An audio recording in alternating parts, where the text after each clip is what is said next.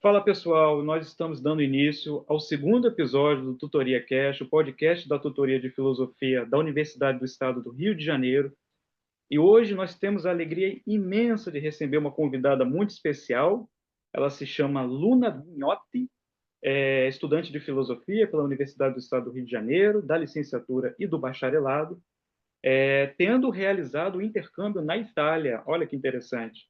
Então, como é que vai ser a dinâmica aqui da nossa conversa? Ela vai contar um pouquinho da sua experiência, das suas descobertas e tudo que se deu nesse processo, e justamente vai partilhar com a gente um pouquinho dessa aventura na Itália. Então, Luna, primeiramente eu te agradeço muito por ter aceitado o convite, por estar aqui hoje, compartilhando com a gente um pouquinho da sua trajetória. E para a gente começar nossa conversa, o nosso bate-papo, eu queria te fazer uma pergunta. Eu acho que é uma pergunta interessante para o estudante de filosofia, que é o seguinte: o que te levou a estudar filosofia, Luna?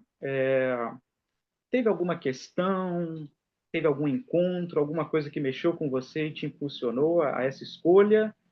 E como é que se deu exatamente esse processo? Assim, dentre tantas possibilidades, por que filosofia? Por que essa foi a sua escolha? Então, queria agradecer primeiro pela oportunidade de estar aqui falando e também para quem está escutando, quem está investindo o seu tempo para escutar o meu relato. E, bom, a minha história com a filosofia ela é bem peculiar, na verdade, porque eu pretendia fazer uma graduação na Itália, então eu nunca planejei fazer um vestibular, um Enem, o vestibular da UERJ, só que devido à pandemia, a gente teve que adiar esses planos, né?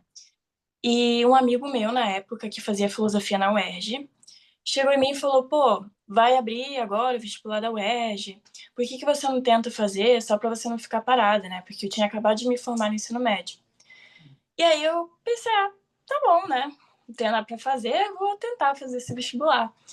E aí, na época, eu queria fazer história, não queria fazer filosofia. E aí, na época, eu acho que ainda hoje, né? A nota de corte não era tão baixa assim.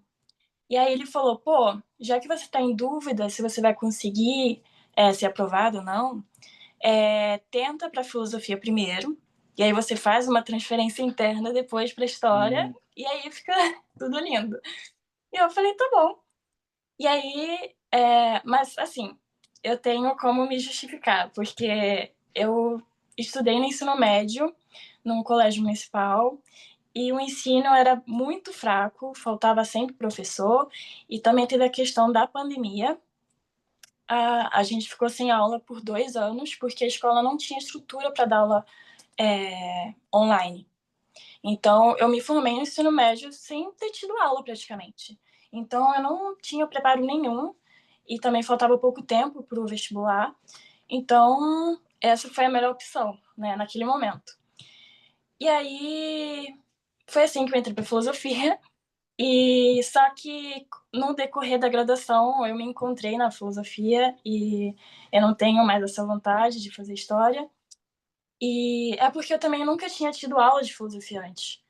No primeiro ano do ensino médio, que foi o ano que eu cheguei a ter aula, eu não tinha professor de filosofia, então antes da graduação eu nunca tinha tido esse contato.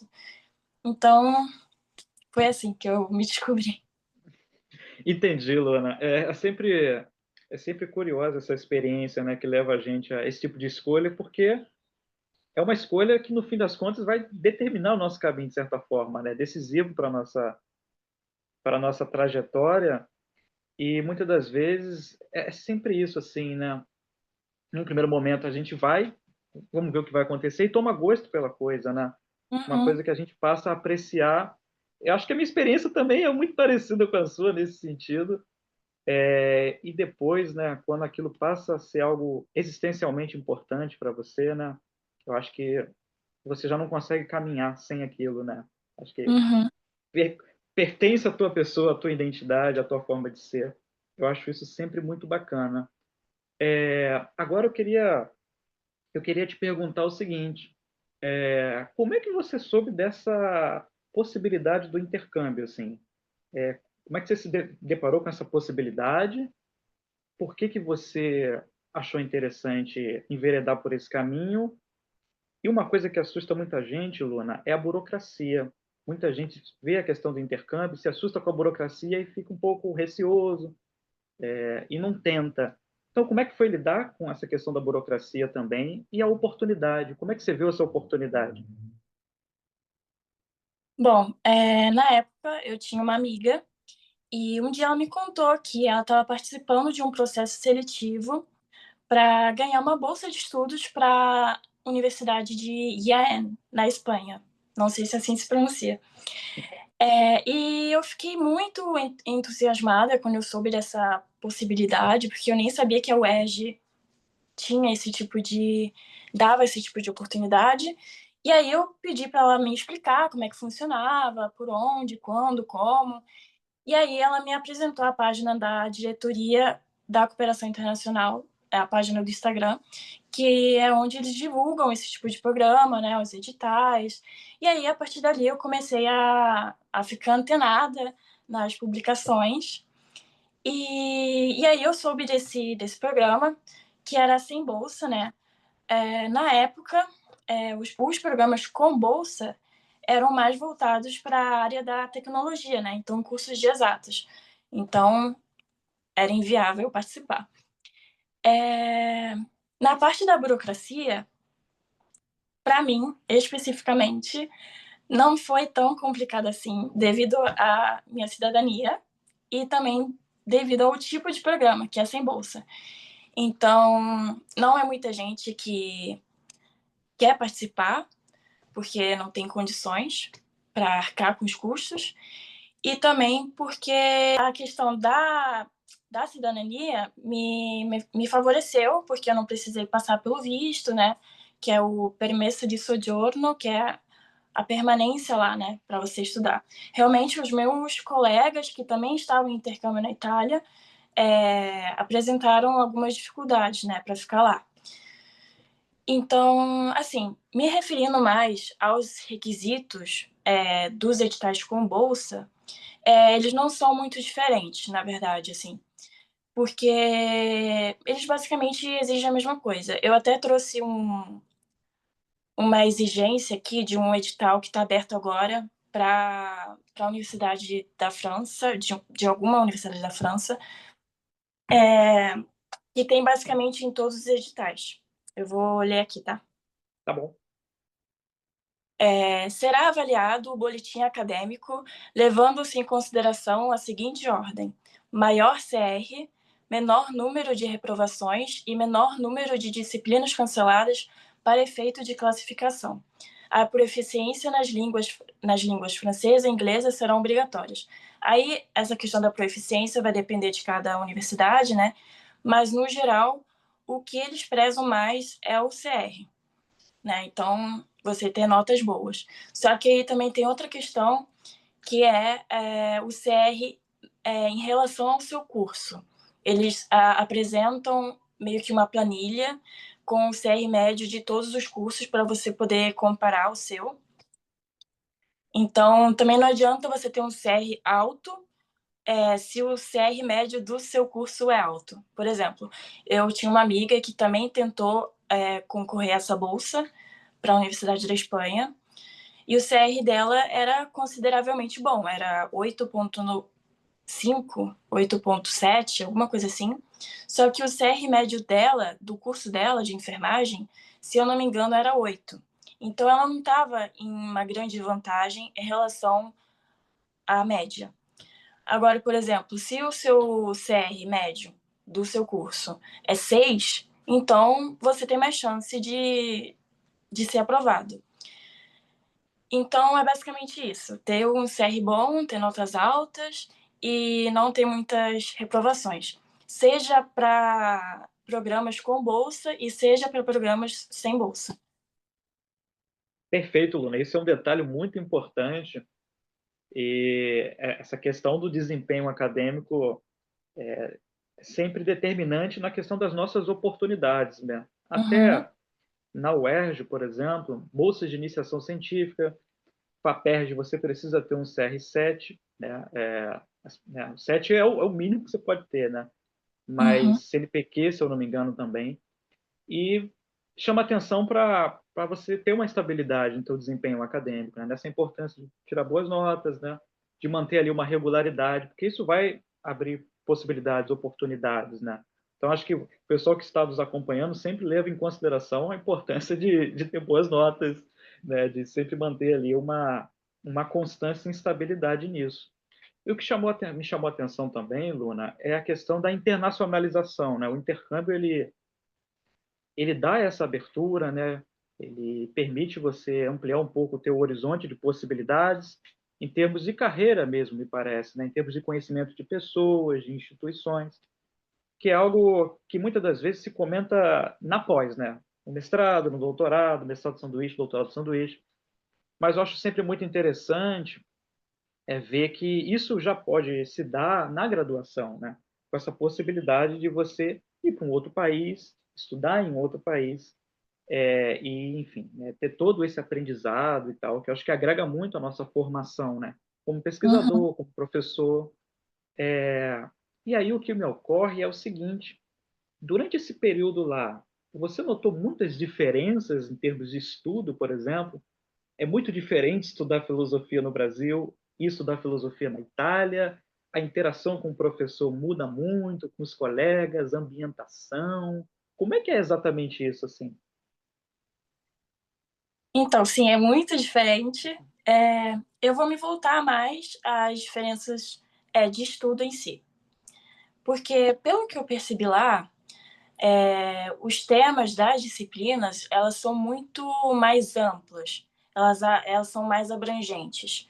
O que eu sempre senti aqui na UERJ, por exemplo, é que os temas são muito particulares, muito específicos. Óbvio, não são todos os cursos, mas o que eu senti, particularmente, é que são temas muito específicos. Então, por exemplo, o professor em tal disciplina vai estudar um capítulo de uma obra de um autor. Ou, por exemplo, vai tratar um conceito X no autor X, ou uma ideia específica de um filósofo. E lá não. Então, por exemplo, eu vou até trazer exemplos concretos das disciplinas que eu puxei lá. Eu puxei filosofia da linguagem, então o professor abarcou basicamente os filósofos mais notórios da filosofia da linguagem e trouxe as suas ideias. Então, por exemplo, Frege, Batman, Carnap, Russell, Wittgenstein, vários autores. E eu achei isso muito legal, porque na UERJ eu nunca. Assim, eu já tive disciplinas assim, mas é mais raro. Outro exemplo, filosofia moral. Então, o professor trouxe diversas correntes da filosofia da moral. Então, ética deontológica, ética teleológica, cognitivismo, naturalismo, enfim, diversas ideias, diversos autores. Ou filosofia teorética, que eu não sei como é que traduz isso. Ele não trouxe um tema específico, mas ele trouxe um autor. E aí ele trouxe o Jacques Derrida, e ele apresentou suas ideias em geral, assim, sua filosofia em geral. Então ele trouxe A Voz e o Fenômeno, Margens da Filosofia, Gramatologia, que são as suas obras mais famosas, assim, para entender as suas ideias. Então eu achei isso muito legal. Eu sinto falta disso na UERJ, porque eu sinto que a gente se prende muito a temas muito específicos e a gente não consegue abrir nosso campo realmente para a filosofia, sabe? Eu, às vezes até sinto um pouco de dificuldade para me encontrar, porque eu não sinto que estudei muitos autores, sabe? Então, essa é uma diferença que eu senti muito. E também tem a questão das provas, né? Lá é muito diferente também, porque não só na graduação, mas também no ensino fundamental ou no ensino médio, eles estão acostumados a ter provas orais. E aqui no Brasil, eu nunca vi isso na minha vida. No máximo que a gente tem é seminário, só que não é a mesma coisa. Então é isso. Então lá tem muita prova oral. óbvio, tem disciplinas que dão somente prova escrita, ou tem disciplinas que dão prova escrita e prova oral, e tem disciplinas que dão só prova oral, que é a maioria. E, pelo que eu percebi, eles não valorizam tanto a escrita como a gente. Né? A gente, de filosofia, a gente costuma fazer trabalho, né? Às vezes até prova escrita, mas é muito mais voltado para trabalhos. E lá eu acho que eles não fazem isso. Assim, e se fizerem, também é muito raro. E, bom, não sei se isso é um ponto negativo ou positivo. Eu acho que seria legal se tivesse as duas modalidades, né? Seja oral, seja escrita, porque a gente também tem que praticar a nossa oratória. Exatamente. Tá lá, sempre escrevendo, só que a gente esquece que a maioria vai se formar como professor, né? E a gente não tem esse tipo de orientação. E que mais? Ah, tá. E também sobre as provas em geral. Lá você pode fazer infinitas tentativas. Assim, se você não passar numa prova, não ter a nota suficiente para ser aprovado, você pode ir tentando fazer a prova até você passar. Não é igual aqui, por exemplo, que você tem que refazer a disciplina, né? Eu assistir as aulas de novo, fazer todo um semestre e tentar novamente. Lá não tem isso. Vai tentando até você conseguir. Eu também Entendi. bem esquisito. E aqui também, para você ser aprovado, na prova de recuperação, né, você pode tirar 5 que você é aprovado. Lá não, você tem que tirar mais de 50%. Lá o máximo é 30, aqui é 10. Não sei porque lá é 30, mas lá é 30 e você tem que tirar no mínimo 18, que é mais da metade, né? Mas também não é muita diferença. E acho que, no geral, essas são as diferenças mais radicais, assim. Mas as aulas são normais, os professores também interagem, como aqui, né? Nessa questão não é muito diferente. Infelizmente, não pude participar muito da vida acadêmica lá, porque muitas vezes o meu trabalho coincidia com os horários das aulas, então eu não pude frequentar tanto a universidade como eu queria. Mas, pelo que eu frequentei, essas são as diferenças mais diferentes. Entendi, Luna. São diferenças importantes, né? E essa questão da prova oral, eu achei muito curioso. E te falar, aqui no Brasil, os professores estão começando a repensar isso da avaliação oral por causa do chat GPT. O problema do Sim. chat GPT.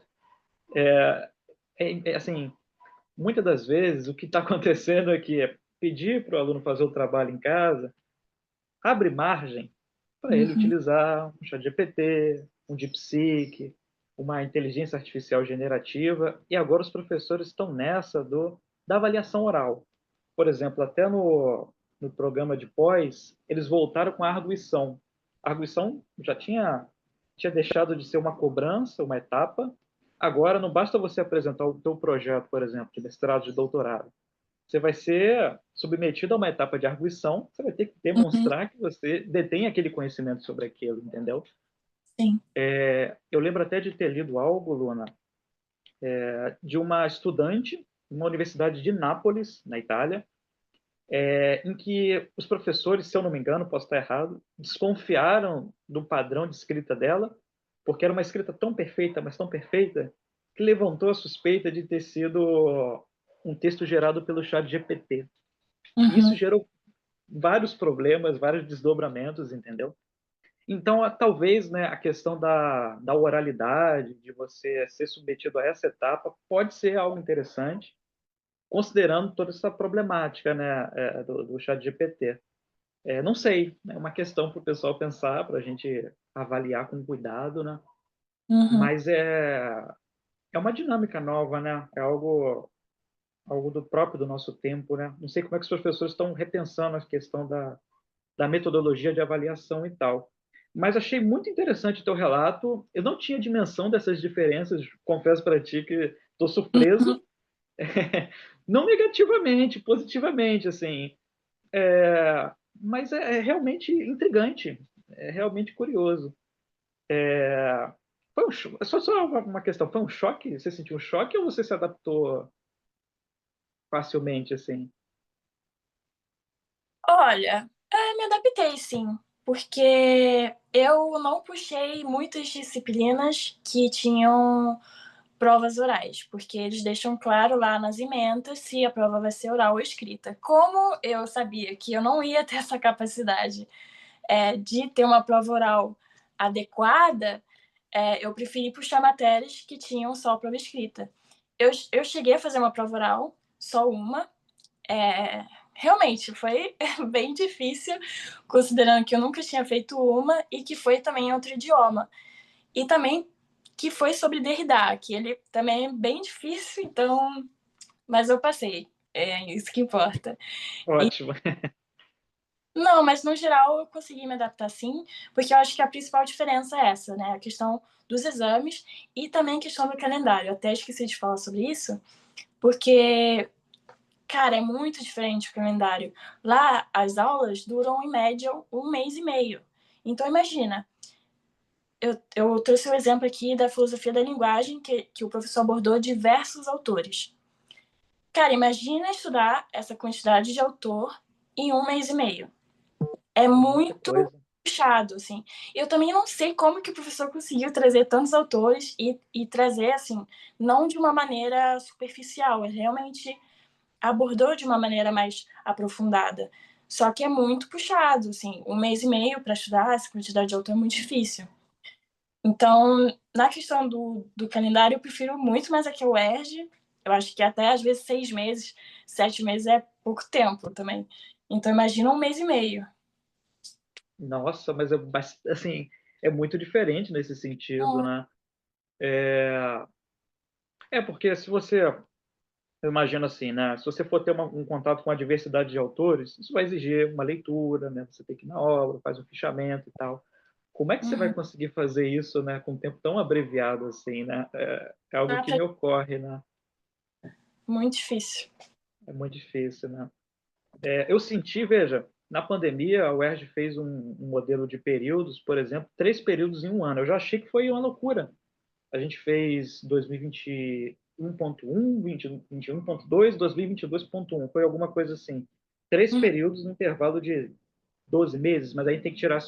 Não teve férias, mas não exatamente 12 meses, mas nesse intervalo assim. Eu achei que foi muita coisa, Luna. Imagine, né, um mês para estudar tantos autores, tantas referências filosóficas e tal. Uhum. Mas eu acho importante você ter pontuado isso. Agora, eu queria te perguntar o seguinte: que mensagem que você deixa para quem quer fazer intercâmbio, é, assim, em termos de aprendizado, de experiência pessoal, de experiência profissional? Que aprendizado você deixa e como isso foi importante para você, assim, em termos de vislumbrar um futuro, vislumbrar uma carreira? Conta um pouquinho para a gente isso aí. Assim, na teoria, estudar no exterior parece ser muito fácil, né? Ai, vou estudar lá fora. Só que na prática não é tão fácil assim. Não só por essas diferenças acadêmicas, mas também pela vida pessoal, assim, você chegar em um país novo, principalmente um continente novo, novo entre aspas para mim, né? Porque eu já tinha ido para lá, mas a minha família toda tá aqui no Brasil. Então eu estava lá sozinha, eu não conhecia ninguém. Então você começar do zero é muito difícil. E, e leva um tempo para você se adaptar e você construir uma rede de apoio lá. Eu busquei me apoiar em pessoas que também estavam na mesma situação que eu, que também eram intercambistas, que também não conheciam muito o local. Então, isso me ajudou muito. É, E também é muito diferente você visitar um lugar e você viver lá, né? Porque visitar já é um impacto, né? Você conhecer outro lugar, outra realidade, outra cultura. Só que você viver em outro país é muito diferente, porque você tem que ir lá e se adaptar aos costumes daquele local. Então você realmente sente outra realidade. Então, isso realmente me gerou um impacto muito forte e muito bom, óbvio. Então, eu acho que para quem quer ter essa experiência, tem que se preparar bastante psicologicamente, porque não é fácil. Eu conheço pessoas que, por exemplo, essa colega que foi para a Espanha, ela não se adaptou lá. Ela não curtiu tanto como eu curti, por exemplo.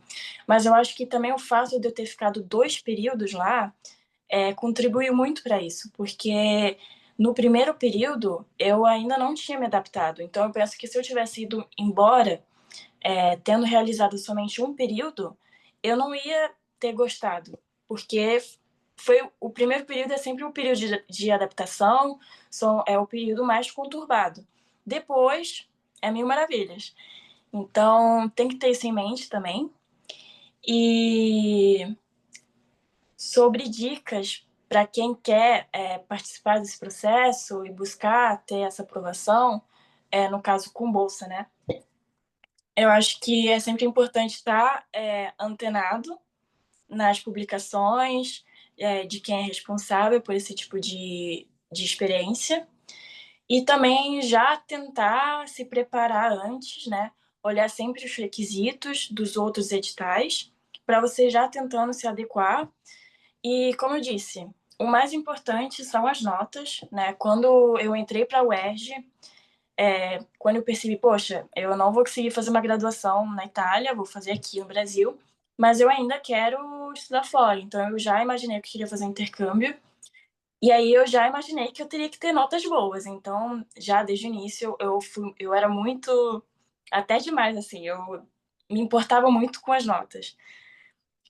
Mas, óbvio, eu também não quero vir com esse discurso meritocrático, no sentido de, eu só consegui estudar fora porque eu estudei muito, tive notas boas, e aí eu fui aprovada para estudar na Itália.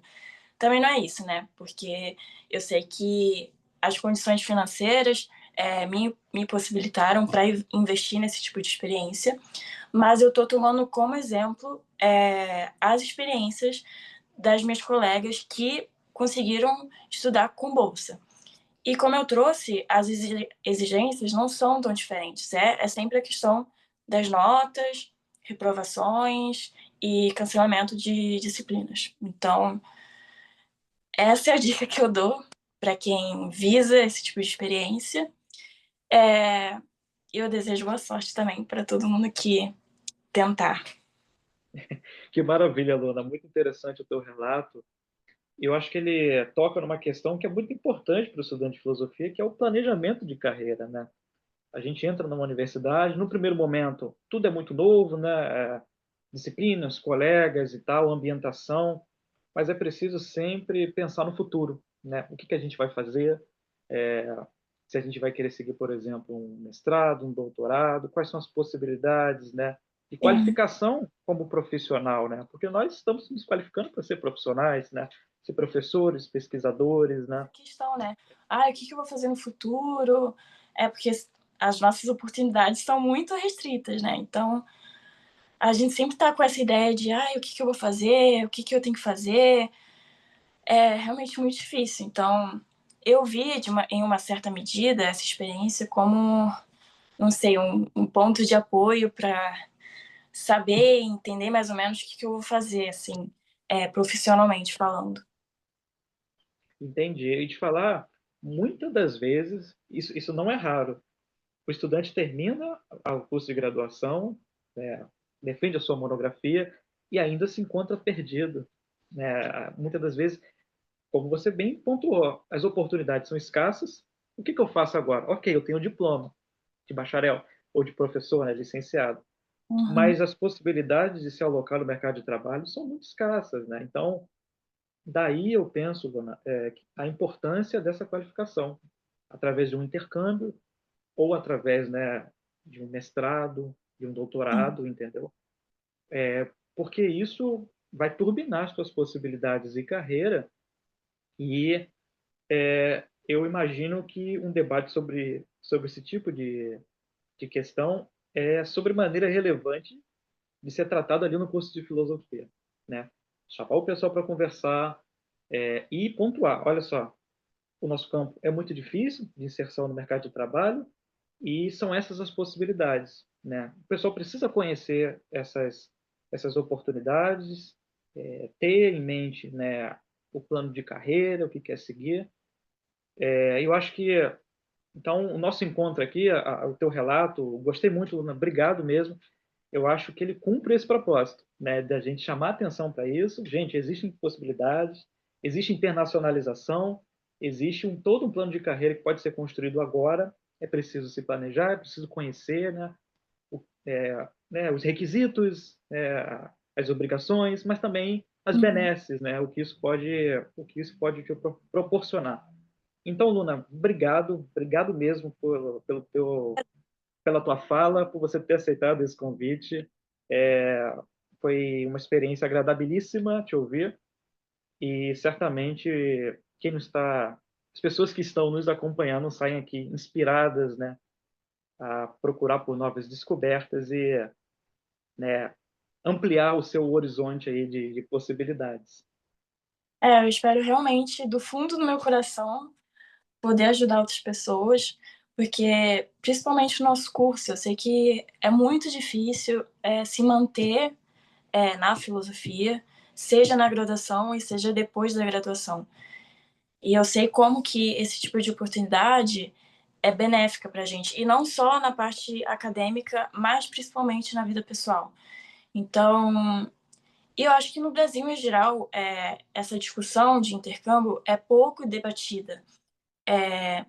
Lá na Europa, pelo que eu vi, todo mundo que eu conheci já fez intercâmbio. E aqui não. Aqui você. Pô, quantas pessoas você conhece que fez um intercâmbio? É bem um número bem limitado de pessoas. E, enfim, tem questões geográficas, né? Porque o Brasil é muito grande, tem questões econômicas, principalmente. Então, bom, pelo menos a UERJ, em certa medida, busca trazer esse tipo de oportunidade para os estudantes. Eu espero, né, ter dado mais visibilidade a essas oportunidades. Com certeza, Luna, com certeza. Eu acho que quem está nos ouvindo certamente vai considerar agora esse manancial de oportunidades, né? E tentar, né, enveredar por isso, por que não, né? Fazer essa tentativa, se preparar para isso, para lograr isso no futuro, né? Colher os louros disso. Então, obrigado, Luna, mais uma vez pela tua Eu que presença. agradeço pela oportunidade, novamente a você por me abrir esse espaço para poder contar meu relato e também para quem está me ouvindo. Perfeito. Então, a gente está encerrando o segundo episódio do Tutoria Cast, o podcast da Tutoria de Filosofia UERJ. E eu agradeço a todos os ouvintes e nós retornaremos em breve para o nosso terceiro episódio. Obrigado. Tchau, tchau. Obrigada, tchau.